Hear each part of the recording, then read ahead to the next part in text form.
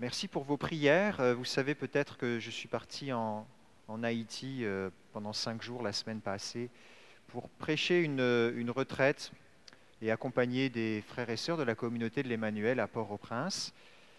Ça a été une grande expérience de dérangement pour moi de retourner en Haïti. J'y étais déjà allé 2 fois auparavant. Voilà, vous connaissez certainement la situation, au moins de parce que les médias nous relatent de l'état du pays. Il y a pratiquement un tiers de la population qui ne mange pas à sa faim et beaucoup de violence, d'insécurité dans les rues du pays. Donc on ne circule pas facilement, ou en tout cas, on ne circule pas n'importe comment. Mais j'étais très touché malgré ce contexte de la foi de ce peuple qui n'a rien matériellement, qui vit très pauvrement, dans des conditions difficiles. Et en revenant ici, évidemment, je voyais la vie plutôt quand même confortable que nous avons. Et je me disais si seulement j'avais la même foi intense, des louanges puissantes, des actes de foi étonnants. Se déplacer rien que pour aller à la messe, c'est toute une insécurité et un risque à prendre. Et puis le dernier jour, en rentrant à l'aéroport, mes amis me reconduisaient à l'aéroport. On était arrêtés à une lumière. Et puis là, il y a un adolescent qui lave les carreaux d'auto, qui se met à commencer à laver les carreaux de notre auto. Mais les carreaux de l'auto étaient propres, la vitre était vraiment propre. Donc mon chauffeur klaxonne pour pas qu'il lave les carreaux, mais évidemment, lui, il voulait se faire un peu d'argent, quoi. Et puis il voit que je suis assis, que je suis un prêtre et que je suis un blanc. Et il commence à crier à la fenêtre, « Jesus loves you! Jesus loves you! » Et j'ai vraiment reçu son cri comme Dieu, toi, il t'aime. Jésus, toi, il t'aime. Puis j'étais comme profondément dérangé, ne sachant pas quoi faire. Ne sachant pas quoi faire. Je savais qu'ouvrir la vitre, donner quelque chose, c'était risqué. On était arrêtés, il y avait commencé à y avoir de l'attroupement autour de l'auto et j'étais vraiment pas à l'aise et profondément dérangé. Je ne sais pas ce que j'aurais dû faire. Mais je sais que ça m'a dérangé, que le Seigneur a permis que je sois dérangé à ce moment-là. Et je prie pour lui. Voilà, je ne reverrai certainement jamais cet adolescent, ce jeune homme, et je prie pour lui. Je me dis, Seigneur, montre-lui cet amour que moi, je ne sais pas comment je pouvais lui montrer, qui lui aussi est aimé de toi. Frères et sœurs, nous sommes tous à des moments ou à un autre de notre vie dérangés. Dérangés par le contexte que l'on vit, les situations qu'on vit, les personnes autour de nous qui peuvent nous déranger, les circonstances de notre vie viennent nous mettre en mouvement. Être dérangé, c'est qu'il y a quelque chose en nous qui est pas en paix, quelque chose en nous qui a besoin de se déplacer, de se mettre en mouvement. Alors pendant tout ce temps de carême, on va précisément ouvrir une série sur être dérangé. Comment continuer à nous laisser déranger, parce que ce n'est pas mauvais d'être dérangé. Précisément, le carême, c'est un temps où on est appelé à se laisser déranger, à se mettre en mouvement. Quelque chose doit bouger en nous, quelque chose doit changer, quelque chose doit faire un pas de plus. Dans l'évangile que nous venons d'entendre, Jésus a lui-même été dérangé. Et l'expression du dérangement dans l'évangile, c'est poussé par l'Esprit. Jésus, poussé par l'Esprit, fut envoyé au désert pour y être tenté. Et nous savons que cet épisode au désert fait écho à un autre grand épisode que pas moins de 5 livres de la Bible nous racontent, le Pentateuque, les 5 premiers livres, sont axés sur cette grande expérience du désert. L'expérience de 40 années au désert. Mais il faut bien savoir que ces 40 années, elles sont pour une libération. Dieu a choisi et a entendu et a vu la misère de son peuple, et il a entendu le cri de son peuple en esclavage, devoir vivre à faire et à construire toutes ces grandes cités pour les Égyptiens. Le peuple hébreu était dans la servitude, Dieu a vu son peuple. Et à travers Moïse, lui permet de sortir de cette servitude. Le temps du désert, c'est ce chemin que doit prendre le peuple pour vivre une libération, pour passer à une autre vie. Mais surtout, ça a duré 40 ans, alors que le plan de Dieu, ce n'était pas que ça dure aussi longtemps, en fait. Ça a duré 40 ans, pourquoi ? Parce que les espions qui étaient supposés aller voir la terre promise, la terre que Dieu avait promis à son peuple, eh bien, ils sont revenus. Il y avait 12 espions, Caleb, Josué et 10 autres. Ils sont allés repérer pendant 40 jours la terre promise. Ils ont ramené avec eux des fruits de cette terre, des figues, des fruits. Ils ont redit au peuple combien cette terre promise était ruisselante de lait et de miel. C'est-à-dire qu'en y rentrant, on avait de quoi manger, quoi. On avait de quoi survivre dès qu'on y entrait. Mais ils ont aussi dit, attention, les habitants de cette terre sont des géants, ils vont nous écraser comme des sauterelles. Du moins, 10 des 12 ont dit ça. Et ils ont dit au peuple, surtout, n'y allons pas, on va se faire ramasser. Alors le peuple les a suivis. Le peuple a écouté les 10 contre 2 qui disaient, allons-y, le Seigneur va nous donner la victoire. Et vu que le peuple finalement a choisi de rester au désert, eh bien, Dieu a compris que le peuple n'était pas prêt. Il ne suffisait pas au peuple qui traverse juste le désert pour prendre possession de la terre promise. Il était resté dans une mentalité d'esclave. Il était libéré matériellement et il ne vivait plus dans l'esclavage. Il n'y avait plus les fouets des Égyptiens, mais mentalement, spirituellement, ils étaient encore esclaves. Ils étaient restés dans la mentalité. Dieu a compris qu'il fallait qu'une nouvelle génération se lève. Donc il fallait attendre 40 ans. Que la génération née, elle, dans le désert, avec un nouvel esprit, elle serait apte à prendre possession de cette liberté, à entrer dans cette terre promise. Il y a un rabbin américain, le rabbi Jonathan Sachs, qui explique que le peuple juif, à ce moment-là, a eu peur de réussir. Il a eu peur d'être victorieux, parce que Dieu voulait donner ce peuple et être victorieux des habitants pour donner cette terre à son peuple, mais le peuple a eu peur. Il est resté dans la crainte, avec cette mentalité d'esclave et cet esprit d'esclave. Il a eu peur de réussir, de devoir retrousser les manches pour construire une nouvelle civilisation, un nouveau pays. Et donc, Dieu n'a eu d'autre choix que de passer à la génération suivante. Quand on n'est pas prêt, on passe au suivant. Frères et sœurs, il se peut que nous aussi, parfois, nous soyons encore dans un esprit d'esclave, avec cet esprit de l'Ancien Testament, ne serait-ce que lorsque nous pensons au carême. Lorsqu'on pense au carême, il se peut que nous ayons une face de carême.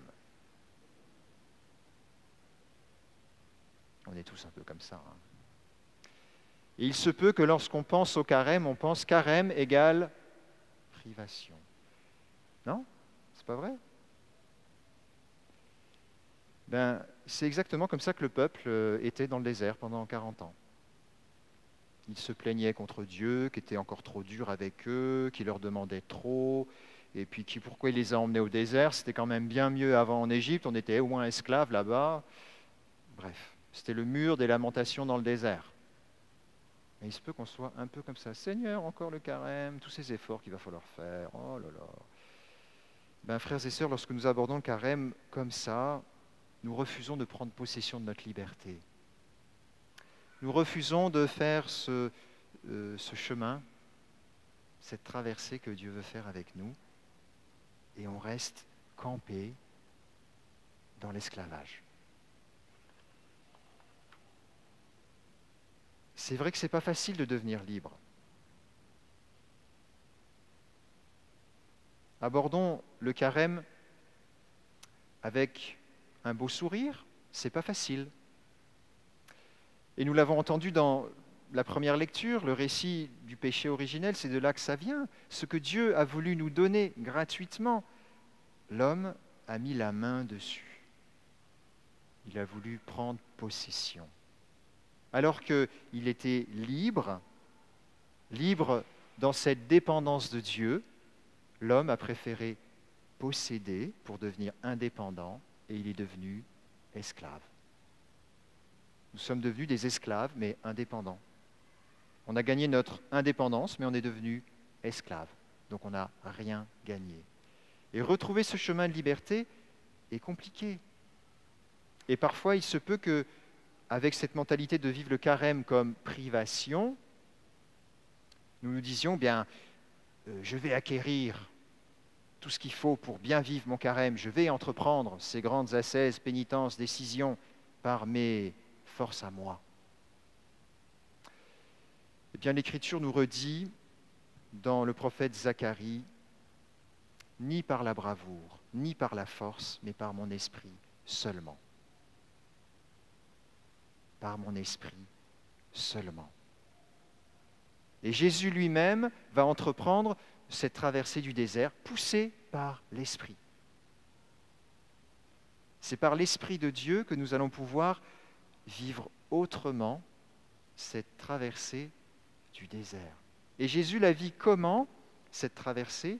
Il la vit comme fils de Dieu. Juste avant l'épisode du désert, c'est le baptême. Jésus reçoit l'Esprit Saint, la colombe descend sur lui, et cette parole du Père qui dit « Voici mon Fils bien-aimé, en qui j'ai mis toute ma faveur, tout mon amour. » Jésus, lui, entre au désert non pas dans l'indépendance, mais dans la dépendance filiale. Donc il fait le chemin que le peuple n'a pas pu faire. Et frères et sœurs, c'est ce chemin-là que nous sommes invités à prendre pendant le temps du carême. Refaire ce parcours-là avec un esprit de fils et de fille. Et saint Paul le dit très bien dans la lettre aux Romains, à notre baptême, vous n'avez pas reçu un esprit qui fait de vous des esclaves et vous ramène à la peur, mais vous avez reçu un esprit qui fait de vous des fils. Et c'est en lui que nous crions « Abba, Père ». On a reçu un esprit de fils. Et lorsque nous abordons le carême en ronchonnant, en grognant, en bougonnant, en murmurant, bref, on peut décliner de tas de manières ce mot-là, eh bien on le fait comme des esclaves indépendants, mais des esclaves. Les scientifiques disent aujourd'hui que plus nous sommes capables de nous mouvoir, de nous déplacer, plus nous pouvons prendre possession de nos facultés cognitives. Et à l'inverse, et on le voit beaucoup chez les personnes plus âgées, moins elles se déplacent, moins on leur permet même de se déplacer et on stimule leur déplacement physique, leur mouvement, moins elles sont aptes à mobiliser leurs connaissances et elles perdent de plus en plus de facultés cognitives. Bien, frères et sœurs, c'est ce que le peuple a vécu. Le peuple a préféré ne pas traverser le Jourdain et rester dans le désert. C'est absurde, mais c'est ce qu'on a fait, ce que le peuple hébreu a fait. Il est resté dans le désert. Il a refusé de bouger, de se laisser déranger une dernière fois. Il était au bout, il était arrivé, c'était la terre promise. Il a pris tout ce temps-là pour se laisser déranger, puis au dernier moment, il a campé là, puis il a refusé de bouger. Et spirituellement, il est resté esclave. La traversée du Jourdain, c'est fort. C'était comme la deuxième traversée de la mer Rouge. C'était le moment où finalement l'esprit d'esclave allait devenir esprit de fils. Mais le peuple est resté campé. Bien, frères et sœurs, Jésus est venu, il s'est laissé déranger dans sa divinité. Dieu s'est laissé déranger pour épouser notre humanité. Dieu s'est laissé déranger pour épouser notre humanité en son Fils Jésus. Il ne connaissait pas le péché, il ne connaissait pas la tentation. Il a accepté de se laisser déranger, poussé par l'Esprit pour connaître ça. Pour nous, pour être victorieux pour nous. Il n'avait pas besoin de ça. Il l'a fait pour nous rendre tous victorieux du mal. Cette victoire de Jésus sur les 3 tentations, c'est la victoire définitive sur la croix qui est déjà donnée. Tout est déjà là. Le mal le quitte. Le mal a déjà compris qu'il était vaincu. Le mal savait que par la mort du Christ, si Jésus allait jusqu'au bout et qu'il s'est laissé déranger jusqu'au bout, il était foutu. Et il est foutu. La mort est vaincue. Le tentateur est vaincu. La victoire est donnée. Jésus a accepté de vivre tout cela pour nous. Alors, frères et sœurs, pour conclure, je voudrais nous inviter à une petite démarche qu'on va vivre avec le partenaire de prière avec qui on a échangé le prénom au début de cette célébration. Nous savons que ce n'est pas facile de nous laisser déranger jusqu'au bout. et qu'on a vraiment besoin de l'Esprit Saint. Alors on va invoquer ensemble l'Esprit Saint. C'est lui qui nous pousse. C'est lui qui peut changer cette mentalité d'esclave qui nous fait camper, puis ne plus bouger. Je vais vous inviter à vous rapprocher de votre partenaire de prière avec qui vous avez échangé le prénom. Et puis s'il accepte de mettre la main sur son épaule, et on va très simplement prier et invoquer l'Esprit Saint au début du carême, pour que cette mentalité d'esclave, enfin, nous quitte et que nous abordions le carême avec un beau sourire de chat ou d'autre animal, comme vous voudrez, parce que nous sommes appelés à vivre ce temps dans la joie.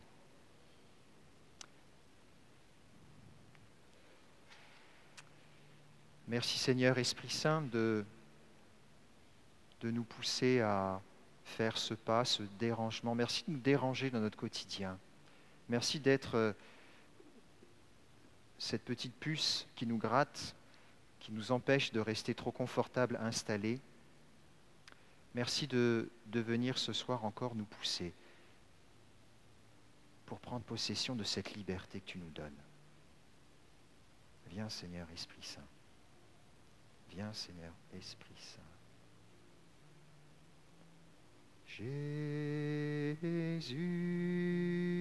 toi qui as promis d'envoyer l'Esprit à ceux qui te prient, ô Dieu,